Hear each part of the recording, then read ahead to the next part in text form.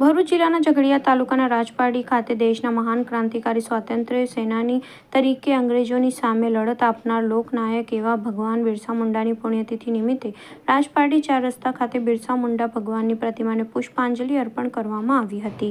બિરસા મુંડા વનવાસીઓ સહિત સમગ્ર જનજાતિ સમાજના લોકનાયક અને મસીહા છે। તેઓની આજે પુણ્યતિથિ નિમિત્તે ઠેર ઠેર તેઓની પ્રતિમાને પુષ્પાંજલિ તેમજ તેઓના જીવન ચરિત્રને યાદ કરી ઉજવણી કરવામાં આવી છે।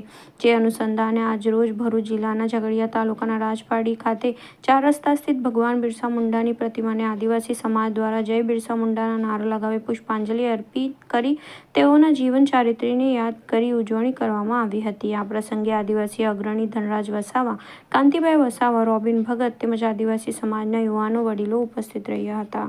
જય આદિવાસી, જય જોહર। આજ રોજ ભગવાન શ્રી બિરસા મુંડાની પુણ્યતિથિ નિમિત્તે અમે લોકો રાજપારડી ખાતે આજે તેમની પ્રતિમાને પુષ્પાંજલિ કરવા, એમને અર્પણ નતમસ્તક કરવા માટે અમે અહીં સૌ આજે હાજર થયા હતા। ભગવાન બિરસા મુંડા કે જેમણે ફક્ત 24 વર્ષની આયુમાં જ આજે દેશ માટે પોતાનું બલિદાન આપી દીધું હતું। બિરસા મુંડા એક વ્યક્તિ નહીં, એક વિચારધારા છે, એક એ લડાઈ છે કે જે અંગ્રેજોની સામે લડતા લડતા શહીદ થઈ ગયા હતા।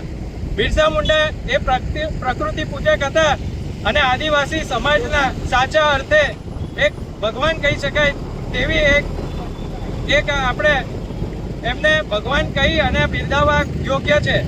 એટલે આજે જે ઝઘડિયા તાલુકા અને આદિવાસી વિસ્તારમાં આદિવાસીઓ સાથે જે અન્યાય થતો આવ્યો છે તેની સામે આજે હું આ દિવસે મારા આદિવાસી સમાજના ભાઈઓ વડીલોને કહીશ કે આપણે સૌએ પણ તેમની વિચારધારા ઉપર આગળ વધીને આપણા સમાજના હક અને અધિકારની લડાઈ લડતા રહેવાનું છે।